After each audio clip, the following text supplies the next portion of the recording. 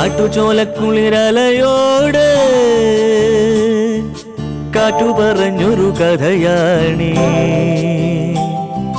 കുരുന്നുപൂവിൻ കവിളുരുമി കരിവൻ തോതിയ കഥയാണീ.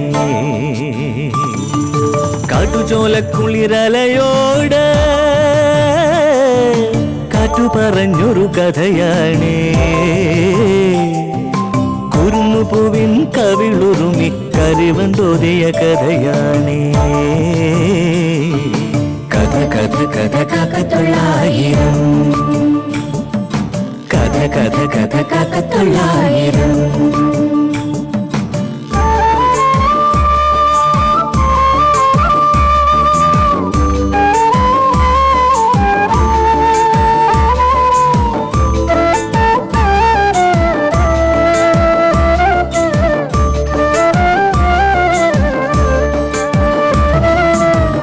കടലിന്റെ തീരത്ത്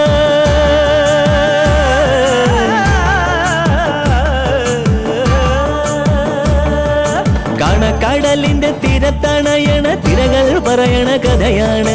കായലോളത്തിലെ കളിയോടം കണ്ട കന്നിനിലാവിന്റെ കഥയാണ്.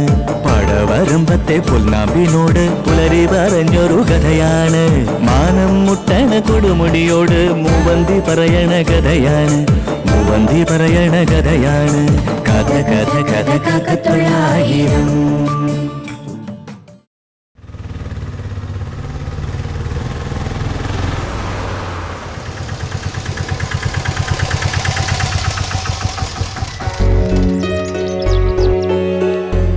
ഇത് തന്നെ വാര്യർ സാറിന്റെ വീട്. എത്ര ചേട്ടാ? 80 രൂപ. അയ്യോ ചില്ലറില്ലല്ലോ സാർ. ഏയ് സാരല്ല, വെച്ചോ. ഓ ശരി ശരി സാർ, എന്നാ ശരി.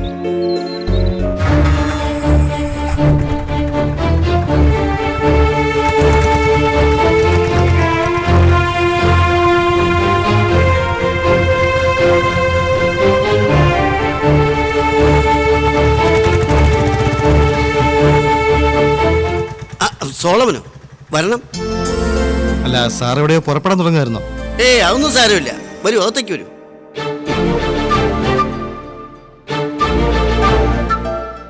വരൂ. അച്ഛനെന്താ തിരികെ വന്നത്? എന്തെങ്കിലും എടുക്കാൻ മറന്നോ?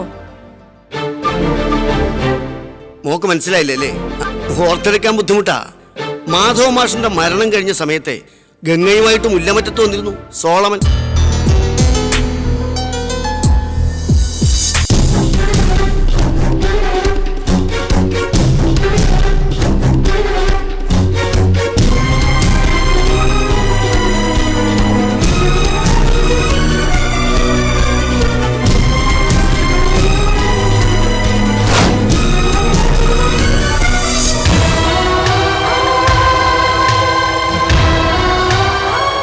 ഗിരിയുടെ സ്നേഹിതനാ സോളമൻ.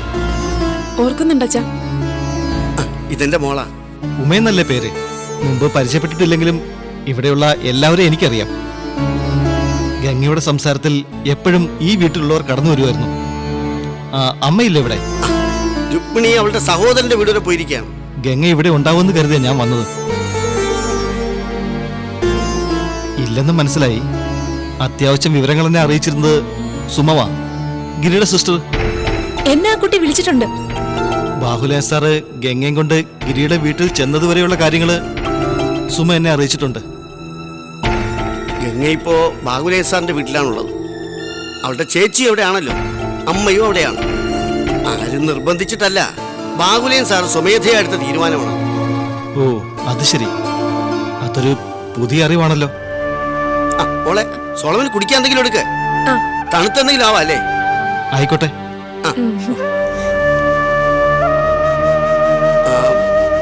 ഗിരിയെ പറ്റി പിന്നീട് എന്തെങ്കിലും വിവരം കിട്ടിയോ സോളമൻ? ആ കാര്യം ഗംഗയെ അറിയിക്കാൻ വേണ്ടിയാ ഞാൻ വന്നത്.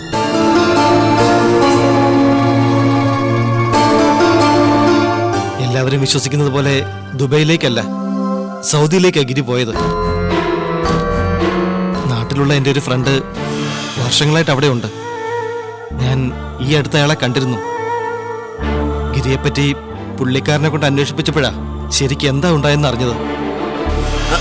എന്നിട്ട് അയാൾ ഗിരിയെ കണ്ടോ? ഇല്ല. അയാൾക്കെന്നല്ല ആർക്കും ഗിരിയെ കാണാൻ പറ്റില്ല സാർ. എന്നുവെച്ചാൽ ഗിരി സൗദിയിലെ ജയിലില. ജയിലിലോ? ആ,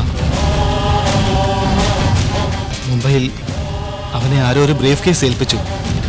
അതില് മയക്കുമരുന്നായിരുന്നു. അവിടെ ചെന്നിറങ്ങിയപ്പോ എയർപോർട്ടിൽ വെച്ച് തന്നെ ഗിരിയെ പിടികൂടി. സൗദിയിലെ കർശന നിയമങ്ങൾ അറിയാലോ. അപ്പൊ തന്നെ ജയിലിലടച്ചു.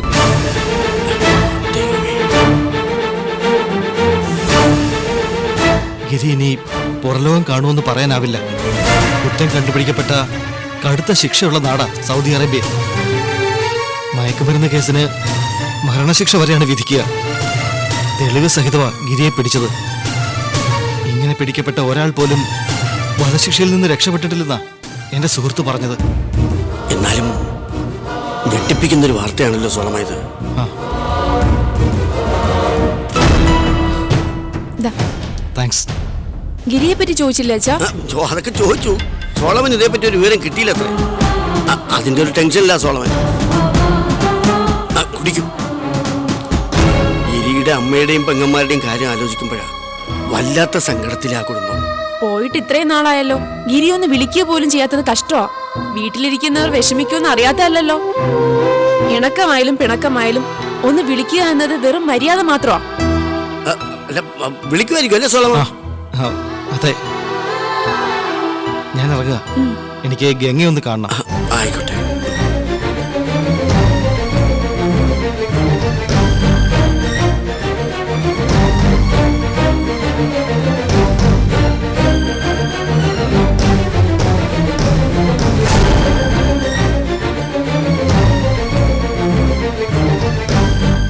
സോളമൻ,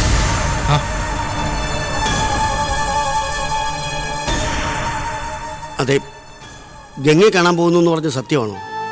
അതിനുവേണ്ടിയാ ഞാൻ ഇറങ്ങി തിരിച്ചത്. തൽക്കാലം അത് വേണ്ടെന്ന എൻ്റെ അഭിപ്രായം. ആ കുട്ടിയോട് എന്തു പറയും? ഗിരി എന്നുള്ള ഒറ്റ പ്രതീക്ഷയിൽ ദിവസങ്ങൾ തള്ളി നിൽക്കുകയാണ് ഗംഗ. ഇങ്ങനൊരു വാർത്ത അറിയുമ്പോൾ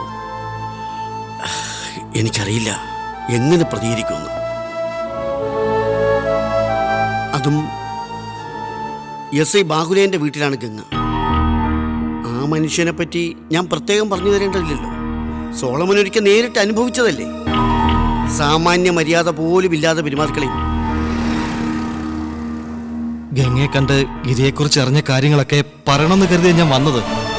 പക്ഷേ ഇപ്പൊ ധർമ്മസങ്കടമായി. കാരണം സത്യം പൂർണ്ണമായും ഗംഗയോട് പറയാനുള്ള ധൈര്യം എനിക്കില്ല. ഗംഗയുടെ മുഖത്ത് നോക്കി അത് പറയാൻ പറ്റില്ല. പൂർണ്ണമായ സത്യം എന്ന് പറയുമ്പോൾ എന്താ സോളമൻ ഉദ്ദേശിക്കുന്നത്? ഗിരിക്ക് വധശിക്ഷ വിധിച്ചിരിക്കുക.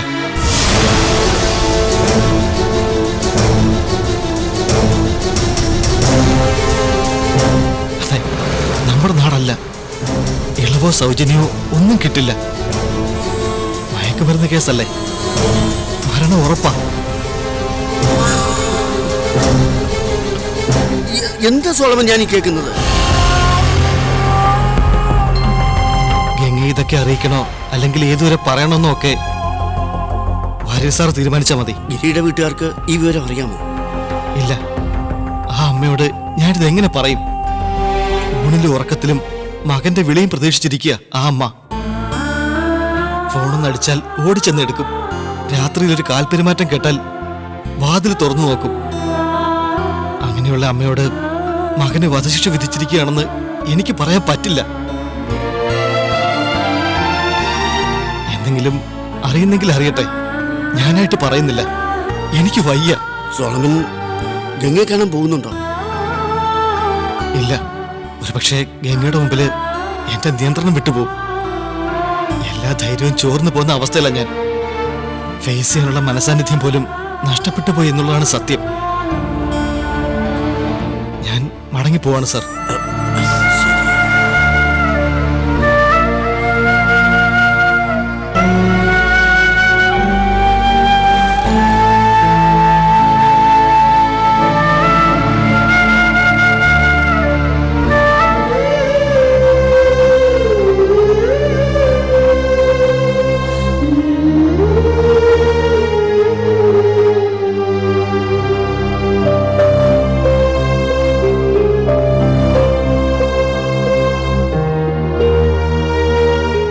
എന്തെങ്കിലും ഒന്ന് പറകെങ്ങേ.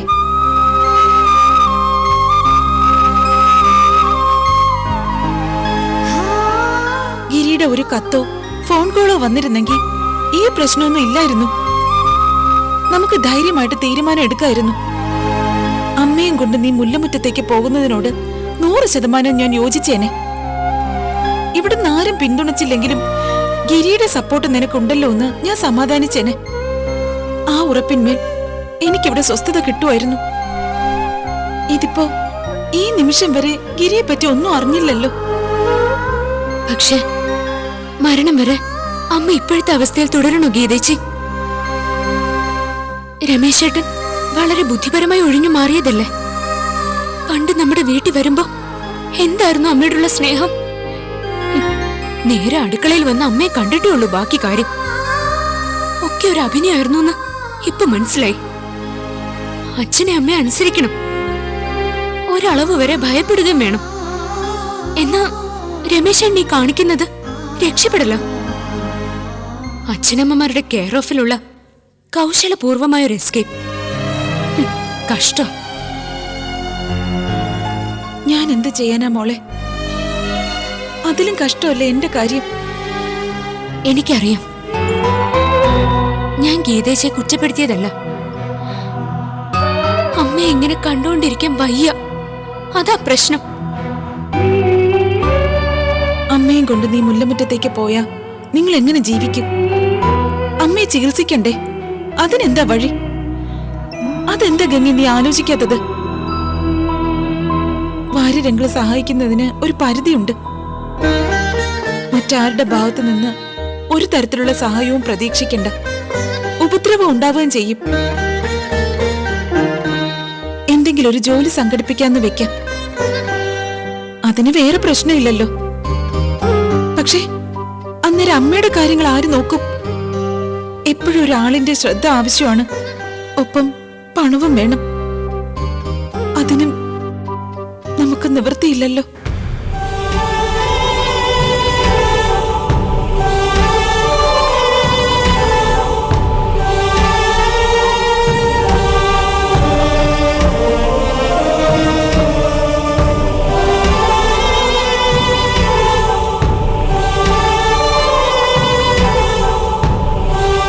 നീ എന്താ ആലോചിക്കുന്നേ? എന്തേലും വഴി കണ്ടിട്ടുണ്ടോ നീ? ദൈവമായിട്ട് ഒരു വഴി തുറന്നു തന്നിട്ടുണ്ട്.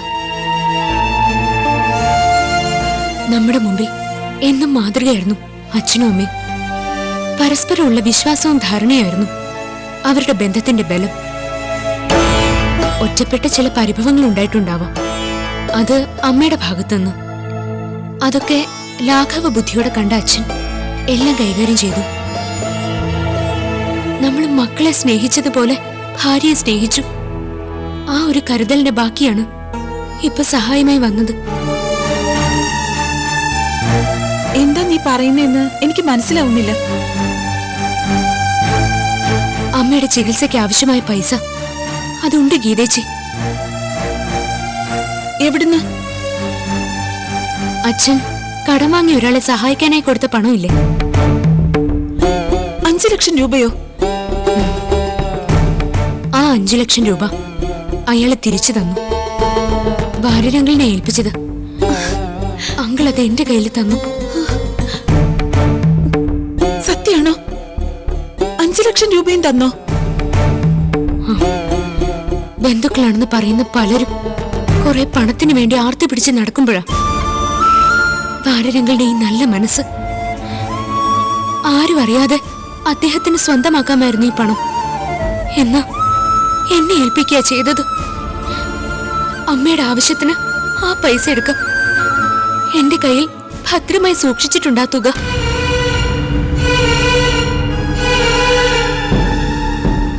ഈശ്വര, സമാധാനമായി. അച്ഛന്റെ ആത്മാവ ഇപ്പോഴീ പണം നിന്റെ കയ്യിലെത്തിച്ചത്. ഇനി നിനക്ക് അമ്മയും കൊണ്ട് മുല്ലമുറ്റത്തേക്ക് പോവാം. 5 ലക്ഷം രൂപയല്ലേ കൈവശമുള്ളത്? പണം എല്ലാവർക്കും പ്രശ്നമാണല്ലോ. നമ്മുടെ അമ്മയുടെ ആവശ്യത്തിനായി 1 രൂപ പോലും മുടക്കണ്ടെന്ന് ഇനി ഞാൻ രമേശ് ചേട്ടനോട് പറയാം. അപ്പൊ അപ്പൊ സമ്മതിക്കും. ആരുടെ ഒരു ഔദാര്യവും കൂടാതെ നമുക്ക് നമ്മുടെ വീട്ടിൽ കഴിയുകയും ചെയ്യാം. പക്ഷെ ഗീതേച്ചി, 5 ലക്ഷം രൂപ എന്റെ കയ്യിലുള്ള കാര്യം രമേശനോട് പറയണ്ട. അത് അപകടമാവും. അറിയാലോ ഇവിടുത്തെ കാര്യം. അറിയാം ഗംഗേ. എങ്ങനെയെങ്കിലും ഇവിടുന്ന് അമ്മയും കൊണ്ട് രക്ഷപ്പെടാൻ നോക്കണം.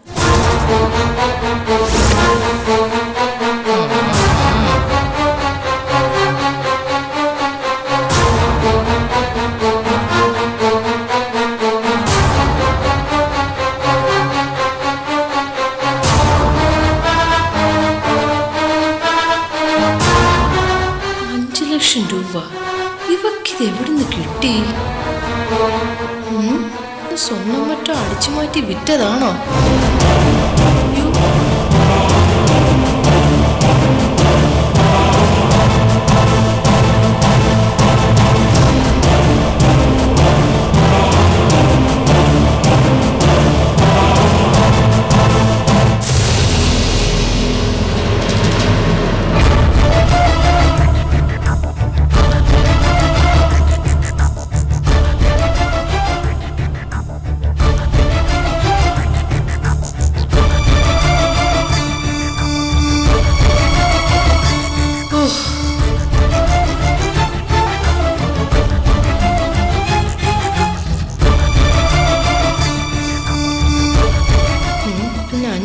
രൂപ എവിടുന്ന് വന്നു?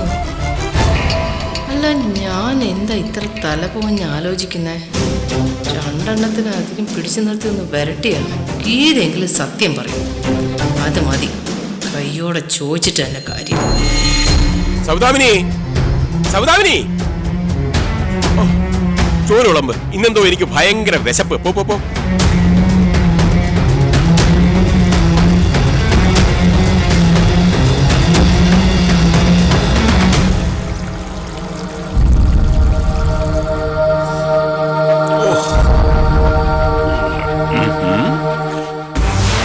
നിനക്കെന്താ ഒരു ആലോചന? എടി, നീ ആരാ ഈ സ്വപ്നം കാണുന്നേന്ന്?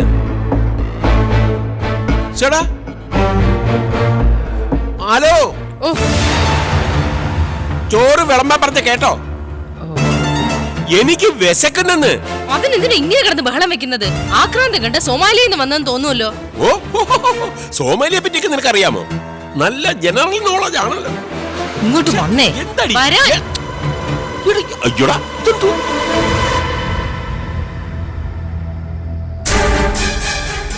നീ കാര്യം എന്താന്ന് വെച്ചാ പറ എന്റെ സൗദാമിനി. നീ എന്തായി കാണിക്കുന്നത്? ഞാൻ യൂണിഫോമില്ല, പോയിട്ട് സ്റ്റേഷനിൽ പണിയുണ്ട്. ഈ പട്ടാപ്പകല് നീ ഇത് പട്ടാപ്പകലാണെന്ന് യൂണിഫോമിലാണെന്നൊക്കെ എനിക്കറിയാം. അയ്യടാ, പിന്നെ നീ എന്തോ ഭാവിച്ചിട്ടാ? ഈ വീട്ടിലൊരു വലിയ രഹസ്യം ഒളിഞ്ഞിരിക്കുന്നുണ്ട്. കണ്ണൊന്നും മിഴിക്കണ്ട. ഗംഗയുടെ കയ്യില. അവിടെ കയ്യിൽ എന്ത് രഹസ്യം? 5 ലക്ഷം രൂപ. 5? 5 അല്ല, 5 ലക്ഷം. ഗംഗയുടെ കയ്യിൽ അത്രയും പണമുണ്ട്. 5? ഓ, നിങ്ങൾ എന്താ കുന്തം മിഴിഞ്ഞ പോലെ നിൽക്കുന്നത്? സൗദാമിനി, പകൽക്കിനാവ് വല്ലോ കണ്ടതാണോ നീ? പകൽക്കിനാവ് ഒന്നും അല്ല, പകല് പോലെ സത്യം. ചേച്ചി അനിയത്തിയും കൂടെ ആ പണത്തിന്റെ കാര്യം ചർച്ച ചെയ്യുന്നത് ഞാൻ വ്യക്തമായിട്ട് കേട്ടതാ. ചുരുക്കത്തിൽ സത്യമാ? അതെ. എങ്ങനെ ആ പണം കൈ വന്നു എന്ന് രണ്ടിനെയും പിടിച്ചു നിർത്തി ചോദിക്കാൻ പോയപ്പോഴാ നിങ്ങൾ ഇങ്ങോട്ട് കയറി വന്നത്. എടി, അപ്പൊ ഞാൻ കറക്റ്റ് സമയത്താ വന്നത്. വെളിയിൽ നിന്ന് കഴിക്കാന്ന് വിചാരിച്ചതാ. പിന്നെ തോന്നി വീട്ടിൽ വന്ന് കഴിക്കാന്ന്. ദൈവം തോന്നിച്ചു എന്ന് പറയുന്നതാ ശരി.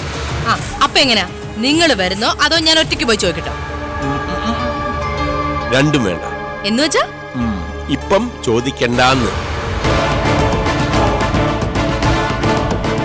ഇതിനോടകം നിന്റെ ചോദ്യം ചെയ്യൽ കഴിഞ്ഞിരുന്നെങ്കിൽ ആ 5 ലക്ഷം രൂപയുടെ കാര്യം ഗോവി വരയ്ക്കാൻ പറ്റും. അതായത് കൈവിട്ടു പോകുമായിരുന്നെന്ന്. എങ്ങനെയുള്ള പണമാണെങ്കിലും അത് നമ്മുടെ കയ്യിൽ വന്നു ചേരണം. അല്ല, ഞാൻ ചോദിച്ചാൽ എന്താ ഒരു കുഴപ്പം? കുഴപ്പമുണ്ട്. പണത്തിന്റെ കാര്യം സൗദാമിനിയോട് അവർ 2 പേരും നേരിട്ട് പറഞ്ഞില്ലല്ലോ. നീ മറഞ്ഞിരുന്നത് കേട്ടതാണ്. വീണ്ടും ചോദിച്ചാൽ ഏത് 5 ലക്ഷം? അങ്ങനെ ഒരു തുകയുടെ കാര്യം അവർ പറഞ്ഞിട്ടില്ലെന്ന് അവരാണയിടും. അല്ലെന്ന് തെളിയിക്കാൻ നിനക്ക് വഴി ഒന്നുമില്ല. പക്ഷെ ഞാൻ ഈ കാതുകൊണ്ട് കേട്ടതാണെന്നേ അവര് പറഞ്ഞത്. ആയിക്കോട്ടെ, അത് നമുക്ക് വിധിച്ച പണമാണെന്നും കൂട്ടിക്കോ. അതുകൊണ്ടാണല്ലോ തക്ക സമയത്ത് ഞാനിങ്ങ് എത്തിച്ചേർന്നത്. തള്ളേം കൊണ്ട് ഗംഗ എങ്ങാനും മുല്ലമുറ്റത്ത് പോയിരുന്നെങ്കിൽ ആ 5 ലക്ഷം നമുക്ക് നഷ്ടപ്പെടുമായിരുന്നു. അപ്പം അത് നമുക്കുള്ളതാണെന്ന് ചുരുക്കം. പക്ഷെ എങ്ങനെ ഈ വിഷയം ഒന്ന് കൈകാര്യം ചെയ്യുന്നേ?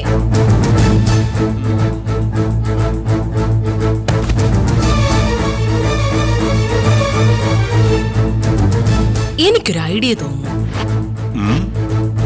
എന്താ ഐഡിയ? ഗംഗ തള്ളയും കൊണ്ട് മുല്ലമുറ്റത്തേക്ക് പോകുന്ന കാര്യം ഗീത രമേശനോട് പറയില്ലേ? ആ തക്കത്തിന് അവനെയും കൊണ്ട് നമുക്ക് സംസാരിപ്പിക്കാം. ഗീത അപ്പൊ ഈ പൈസയുടെ കാര്യം രമേശനോട് പറഞ്ഞില്ലെങ്കിലോ? ഇനി ഇങ്ങനൊരു പണമിടപാട് നടന്നിട്ടുണ്ടെങ്കിൽ പരമ രഹസ്യമായിരിക്കണമെന്ന് ഗംഗ ഗീതയ്ക്ക് ക്ലാസ് എടുത്തിട്ടുണ്ടാവും. അത് നമുക്ക് ശരിയാക്കാം. അതായത് ഗീത സംസാരിക്കുമ്പോൾ രമേശൻ എല്ലാം അംഗീകരിക്കുന്നതായിട്ട് ഭാവിക്കണം, അവളെ അനുകൂലിക്കുന്നതായിട്ട് തോന്നിക്കണം, സ്നേഹം ഭാവിക്കണം. അങ്ങനെ രമേശൻ പെരുമാറിയാൽ ഏത് പരമരഹസ്യവും ഗീത പറയും അവള് പൊട്ടിയാണെന്ന്.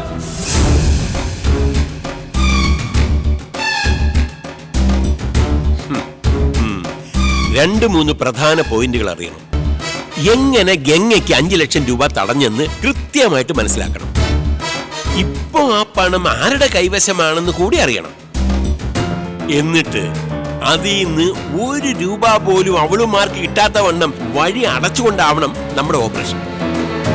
അത് അത്ര എളുപ്പമുള്ള കാര്യമൊന്നും അല്ല. സൗദാമിനി പറഞ്ഞതുപോലെ ഗീത ഒരു പൊട്ടിയ, എന്നാ ഗംഗ അതല്ല, മുറ്റുപുള്ളിയ. ഒരു കല്യാണ വീട്ടിൽ നിന്ന് കാറ്റുപോലും അറിയാതെ രക്ഷപ്പെട്ടവളാ. അങ്ങനെയൊന്നും അവളെ കബളിപ്പിക്കാൻ പറ്റില്ലടി. പിന്നെ എന്ത് ചെയ്യണമെന്ന് നിങ്ങളുടെ വക്രബുദ്ധി കൊണ്ടൊന്ന് ആലോചിച്ച് നോക്ക്.